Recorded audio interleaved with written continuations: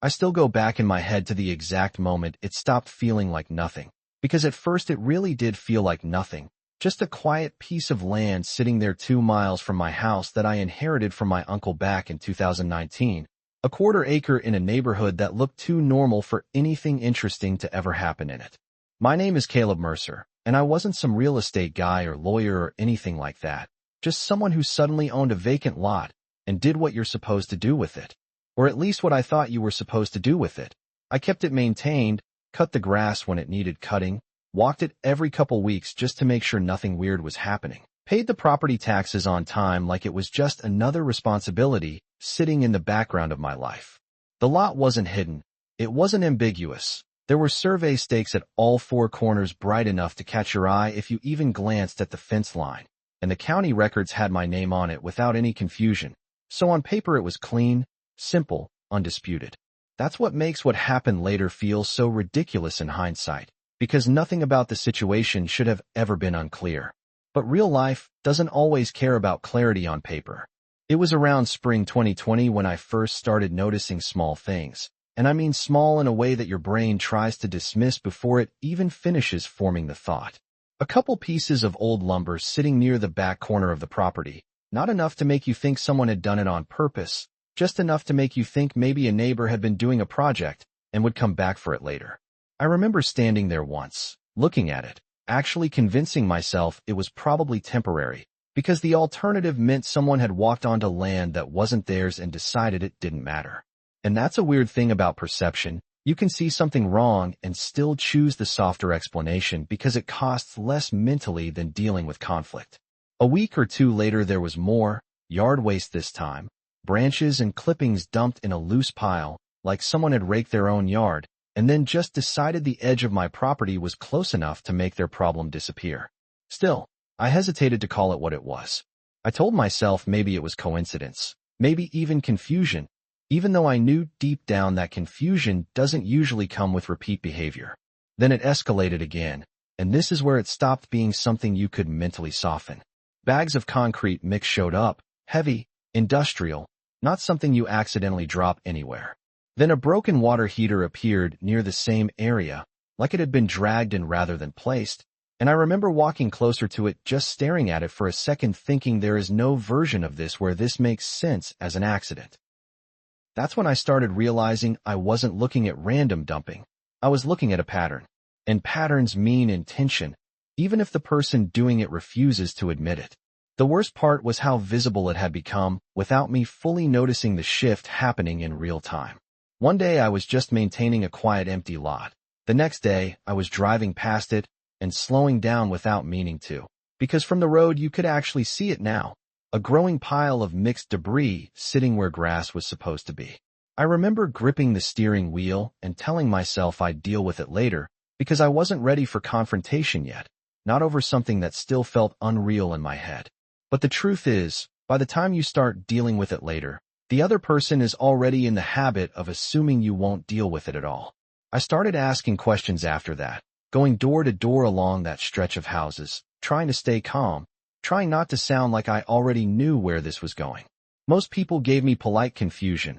A couple shrugged it off, until I finally reached the house that backed directly onto the lot. I remember knocking and waiting longer than I expected, hearing movement inside. The kind of delay that makes you rehearse what you're going to say one more time, even though you already know it. The door opened, and there was a man in his 50s, rough around the edges, the kind of tired expression that looks like it's been practiced for years. And before I even fully finished explaining what I had seen, he cut in with a dismissive wave and said it was just yard stuff, nothing serious. That phrase stuck with me more than I expected. Nothing serious. Because it was said with such confidence that it almost made me question my own perception for a second, like maybe I really was overreacting, except I wasn't. I told him calmly that it was private property, clearly marked, and that dumping anything there without permission was illegal under county ordinance, and I gave him a deadline, 2 weeks, to have it removed. I wasn't yelling. I wasn't escalating. I was trying to stay controlled because part of me still wanted this to be a misunderstanding that could be resolved without making enemies. He nodded like he understood, but the kind of nod people give when they've already decided your words are optional, and said he'd get to it when he had time. like time was the governing authority here instead of property law. I left that conversation with a strange feeling I couldn't quite label yet. Not anger exactly. More like a quiet shift in understanding that something was going to escalate whether I wanted it to or not. And I still remember standing in my driveway later thinking I might just be impatient, that maybe he really would handle it, because I wanted to believe that version of events more than the alternative. But 3 weeks later, nothing had changed. Not even slightly. The pile didn't shrink, didn't move. Didn't show any sign that anyone had even considered touching it. If anything, it felt more settled, like it had become part of the landscape in a way that was starting to normalize itself if I wasn't careful. That was the moment it stopped being a question of misunderstanding and started becoming a question of boundaries, and whether I was actually willing to enforce mine or just keep hoping someone else would respect them on their own.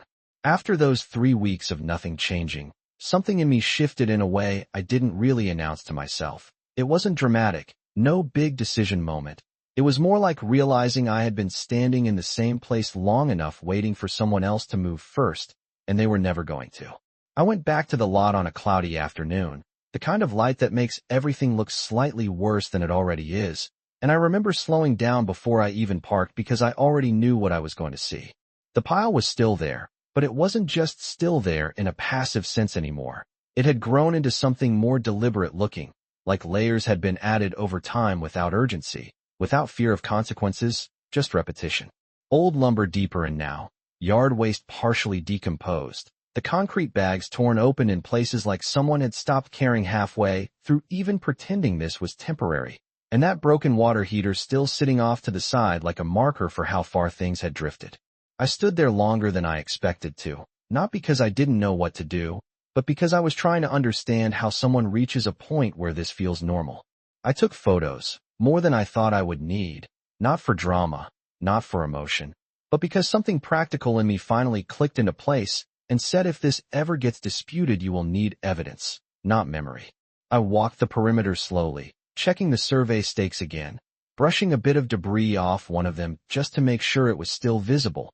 And I remember thinking how absurd it was that I was treating this like an investigation instead of just a basic property issue that should have never escalated beyond a single conversation. That night, I went back through everything I had observed in my head and realized I had already done the nice neighbor version of this. I had already given the warning, already set the expectation, already waited longer than I should have. What was left wasn't persuasion anymore, it was enforcement. The next morning, I went to the county code enforcement office, and I'll be honest, I expected more friction than I actually got, but instead it felt almost routine to them, like I was just another file walking in the door. I brought printed photos, dates, notes, property documentation, everything organized because I didn't want any excuse for delay or dismissal. The clerk barely reacted, just slid the paperwork forward and explained the process in a calm voice. And that calmness was almost unsettling because it made it clear this kind of situation happens more often than people think. Within about a week and a half, an inspector scheduled a visit. He arrived in a plain county vehicle, no urgency in his movements, just methodical observation, walking the property line slowly, occasionally stopping to take notes or photos of his own.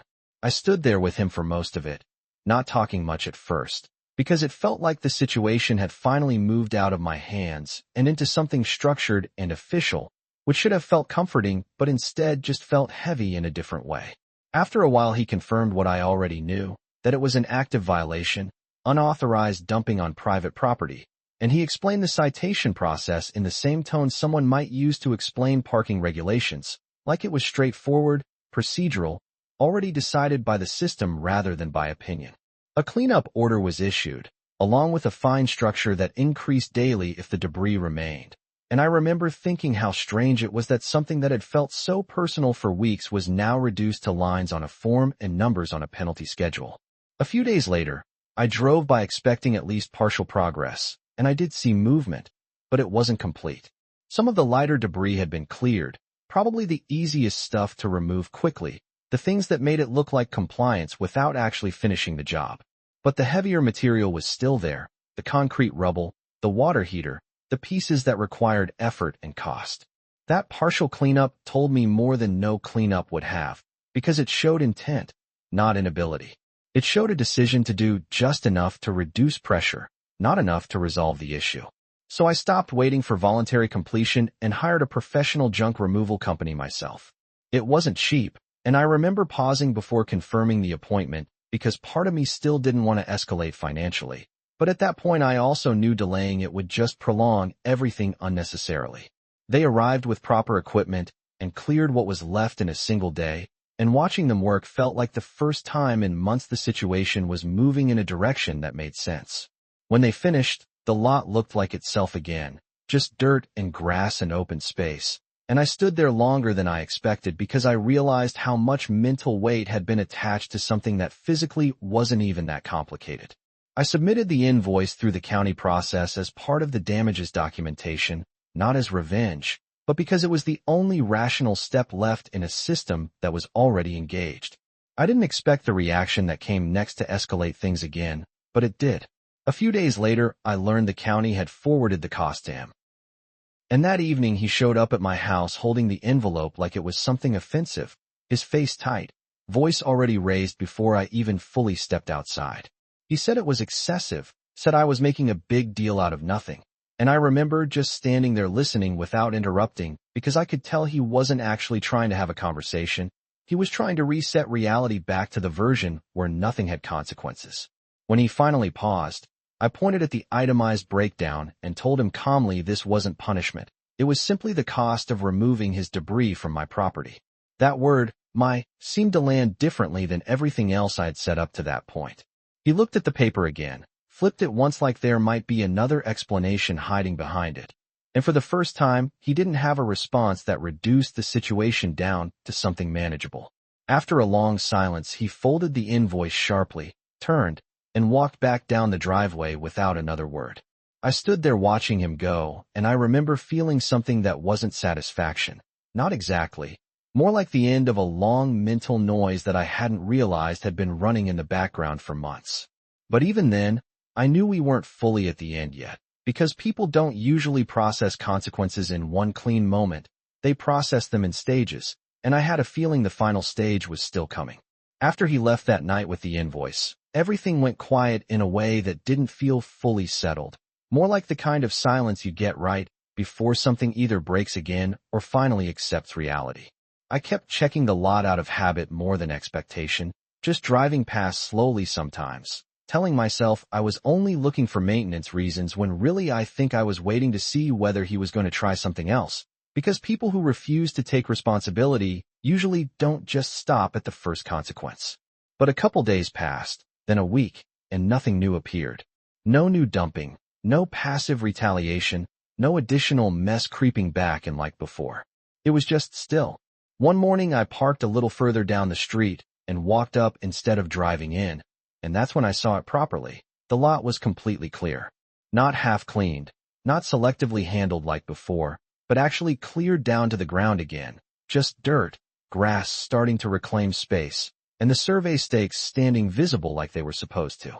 I remember just standing there for a moment longer than I expected, not because I was emotional in some big dramatic way, but because I was recalibrating what normal looked like again. It's strange how quickly your brain can accept chaos as a temporary baseline if it lasts long enough. Later that afternoon, Harold Whitman showed up again. But this time, he didn't come in like before. No raised voice. No defensive energy at the door. Just a man standing at the edge of the driveway like he wasn't entirely sure he still had the right to step closer. He said he had finished cleaning everything, that it was done, and I nodded because I already knew that part. Then he added something quieter, almost like he was trying to explain it to himself more than to me, that he honestly didn't think it had been that serious at first, that he thought it was just a bit of yard stuff, and it got out of hand. I remember that line sitting in the air for a second, because it was the same framing from the beginning, just delivered differently now, less confident, more uncertain.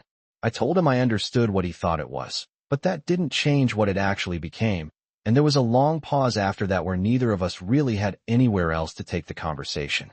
No argument left to win, no misunderstanding left to clarify, just the reality of what had already happened sitting between us.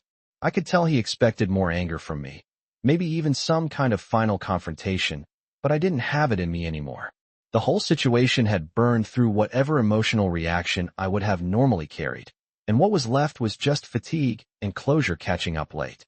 After he left, I went back to the lot one more time and just stood there looking at it, because it felt different now, not because the land had changed, but because my relationship to it had. It wasn't a problem anymore. It wasn't an argument waiting to restart. It was just space again. A few days later, I installed a proper cable barrier across the rear access point, 2 steel posts set deep in concrete with a thick cable stretched between them, not aggressive looking, not dramatic, just final in a practical way. I remember tightening the last section and stepping back, realizing how something so simple could have prevented everything if it had been there from the start, and how most conflicts like this aren't really about big dramatic events. They're about small boundaries that weren't enforced early enough. After that, nothing else happened. No more dumping, no more visits, no more tension sitting in the background. Just normal life again.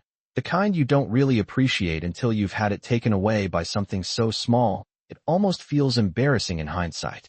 And even now, what sticks with me isn't anger toward him. It's how easy it was for something to escalate, just because one side kept assuming the other would eventually back down. So I find myself wondering, if you were in that position, would you have gone straight to enforcement from the start, or tried to handle it neighbor to neighbor a little longer even after it was clear it wasn't working? And where do you personally draw that line between patience and letting someone slowly take more than they were ever entitled to? Let me know in the comments. I really want to hear how you'd handle something like this. Because I think everyone has a different breaking point, even if they don't realize it until they're already past it.